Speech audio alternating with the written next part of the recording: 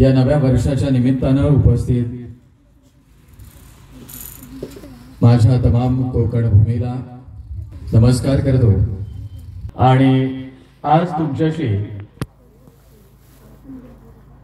प्रवचन म्हणण्यापेक्षा मी संवाद साधणार आहे व्याख्यानाच्या रूपाने। विज्ञानाच्या युगात वावरणारे तुम्ही आम्ही सगळेच या विज्ञानाच्या युगात वावरणाऱ्या पिढीला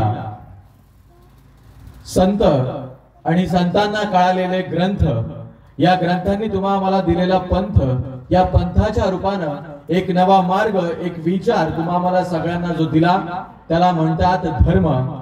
त्या धर्माची परंपरा, संस्कृती, या संस्कृतीपासून दूर लोटला गेलेला आमचा तरुण वर्ग, या तरुण वर्गाला धर्माची आठवण आणि जगण्याची समृद्धता ज्या धर्मानं तुम्हा आम्हाला दिली, सो कॉल्ड सॉफिस्टिकेटेड इंटेलेक्चुअल म्हणून घेणाऱ्या आमच्या युवा पिढीला आमच्या धर्मानं दिलेला आधुनिकतेचा वाद तो आमच्या युवा पिढीला कळावा, याकरिता आज तुमच्याशी मी संवाद साधणार आहे।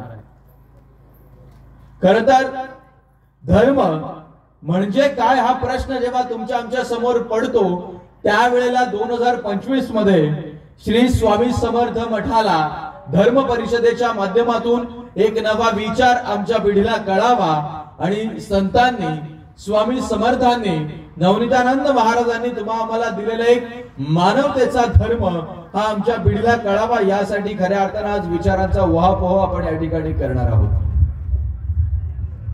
दुपारची मस्त अशी संध्याकाळ सुरू आहे। या रम्य संध्याकाळी एकीकडे होम सुरू आहे। बऱ्याच वेळेला आमच्या पिढीला प्रश्न पडतो की होम करून, हा दूर करून होणार काय आहे? देव प्रसन्न होणार आहे का?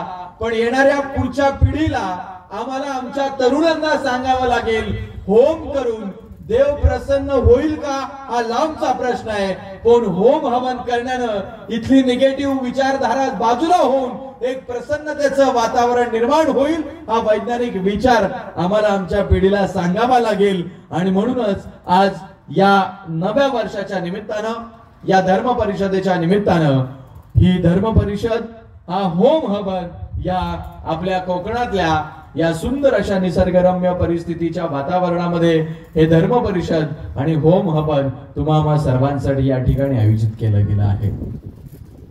मंडळी, बऱ्याच वेळेला हिंदू धर्म, हिंदू संस्कृती या अनेक संकल्पना तुमच्या आमच्या समोर संभ्रमामध्ये पाडणाऱ्या किंबहुना तुमच्या आमच्या समोर निर्माण होतात, परंतु ज्या वेळेला धर्म म्हणजे आचार आणि याच धर्माच्या वेगवेगळ्या व्याख्या जेव्हा आमच्या समोर उभ्या राहतात, धर्मो रक्षती रक्षिताः, अहिंसो परम धर्म, हा अशा विविध व्याख्या जेव्हा आमच्या समोर उभ्या राहतात तेव्हा आम्हाला धर्मो रक्षती रक्षिताः आमच्या परंपरेनं, आमच्या देवदेवतांनी आम्हाला सांगितलेल्या व्याख्या आमच्या समोर आम्ही आत्मसात केल्या तर हा धर्म आमचं रक्षण करेल आणि धर्माचं आम्ही रक्षण केलं तर या धर्माचं रक्षण होईल, अन्यथा अधर्म माजायला वेळ लागणार नाही। आणि जिथे जिथे अधर्म माजला, जिथे जिथे अधर्माची सुरुवात झाली, तिथे तिथे माणुसकी लयाला गेली, तिथे तिथे मानवतेचा संप झाला, तिथे तिथे माणुसकी संपली। आणि म्हणूनच की काय, जिथे जिथे धर्म जपला गेला, जिथे जिथे धर्माची जाणीव राखली गेली, तिथे माणसानं माणसाशी माणसासम वागण्याचा विचार आम्हाला आमच्या धर्मानं सांगितला। प्रभू श्री रामचंद्र आपल्या सिंहासनावर विराजमान होतील आणि सिंहासनावर विराजमान होण्याची वेळ यावी आणि त्यांच्या समोर प्रश्न निर्माण होतो की प्रभू श्रीरामानं सिंहासनावर बसायचं नाही। एका राजाच्या मुलानं राजाच्या सिंहासनावर विराजमान होण्याची परिस्थिती डोळ्यासमोर उभी राहते आणि त्याच्या समोर यक्ष सवाल निर्माण होतो की आता रामानं सिंहासनावर बसायचं नाही। एक राजा म्हणून त्याच्या समोर प्रश्न आहे, का नाही बसायचं मी सिंहासनावरती? पण आज्ञा पाळावी लागेल, म्हणून आज सिंहासनावर बसायचं नाही तर आपण आज 14 वर्ष वनवासात जायचं आहे। कौशल्याच्या काळजाचा विचार केला ना तर त्या आईच्या काळजाला काय वाटलं असेल की माझा मुलगा आता सिंहासनावर बसेल, माझा पुत्र राजा होणार आहे या अयोध्येचा. त्या कौशल्याच्या काळजाला काय वाटलं असेल, परंतु कौशल्यानं आपल्या लेकराला सांगावं, हे रामा, तू वनवासाला जावं, तू वनवासाला जावं, हे तुझं माझं माझ्या हातातलं नाही. कदाचित तुझ्याकडून या निसर्गाचं, या धर्माचं रक्षण करणं ही तुझी महत्वाची जबाबदारी असेल. आणि म्हणून प्रभू श्री रामचंद्रांचं सांत्वन करताना कौशल्य मातेनं सांगावं, तू या धर्माचं रक्षण करण्याची जबाबदारी तुझ्या खांद्यावरती घे, कारण तुझ्या बाहुबलांमध्ये धर्माचं रक्षण करण्याची जबाबदारी सांभाळण्याचं सामर्थ्य आहे. कर्तव्यता म्हणजे माझा धर्म आहे. इति कर्तव्य तथा धर्म ततो धर्म ततो जयः. जिथे जिथे आम्ही आमच्या धर्माची पालना करू तिथे तिथे धर्माचा विजय होईल, तिथे तिथे मानवतेचा विजय होईल. माऊली ज्ञानोबारायांनी आम्हाला धर्माची व्याख्या सांगताना अगदी सहज साध्या सोप्या भाषेमध्ये पसायदानामध्ये सांगितलं, विश्व स्वधर्म सूर्य पाहो, जो जे बांधशील तो ते लाभो. इथे माऊलींना धर्माची व्याख्या अपेक्षित आहे. माणसाला त्याच्या त्याच्या व्यक्तिमत्वानुसार, त्याच्या त्याच्या नात्यानुसार, त्याच्या त्याच्या कर्तव्यानुसार त्याला तो कर्म धर्म पाळावा लागेल. जेव्हा माणूस प्रत्येक जण त्याचा त्याचा धर्म पाळेल तेव्हा तेव्हा माणूस त्याला जे जे हवं आहे ते त्याला मिळाल्याशिवाय राहणार नाही. आणि म्हणून जेव्हा एक मुलगी आपल्या वडिलांची मुलगी असते तेव्हा त्या मुलीनं त्या मुलीचा धर्म तिला पाळावा लागेल. आई वडिलांची आज्ञा तिला पाळावी लागेल, तोच तिचा धर्म आहे.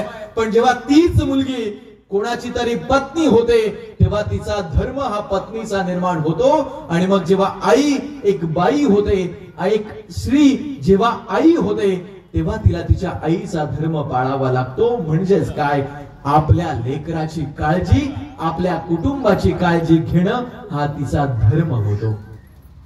माऊली ज्ञानोबराया अगदी सहज साध्या सोप्या भाषेत तुम्हा मला सांगतात की जेव्हा तीच स्त्री एक आईचा धर्म, एका पत्नीचा धर्म अगदी सहजरित्या पाळते तेव्हा ते कुटुंब अगदी सक्षम राहतं आणि अगदी सहजरित्या आमच्या धर्माची संरक्षणा, आमचं धर्म सुरक्षित राहतं. प्रभू श्री रामचंद्र जेव्हा वनवासाला निघाले, आपल्या धर्माचं रक्षण करण्याच्या दृष्टिकोनातून निघाले.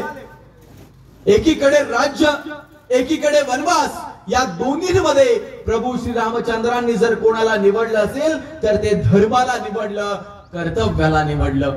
मला वाटतं आमच्या संस्कृतीनं, आमच्या परंपरेनं, आमच्या ईश्वरानं आम्हाला घडवून दिलेलं, आम्हाला आखून दिलेलं जे धर्म आहे, जे कर्तव्य आहे, आमचं कर्म आहे, ते कर्म जर आम्ही आमच्या पद्धतीनं तंतोतंत पाळत राहिलो तर हा धर्म अगदी विजयाच्या दिशेनं वाटचाल करत राहील. आणि मग आम्हाला म्हणावं लागणार नाही, अधर्म का नाश हो, प्राणियों में सद्भान हो, विश्व का कल्याण हो, धर्म की जय हो. धर्म की जय हो म्हणजे इथे असलेल्या बसलेल्या पोरांपासून थोरांपर्यंत प्रत्येकाला त्याच्या त्याच्या कर्तव्याची जाणीव झाली की धर्माचा विजय झाला हे नक्की आहे.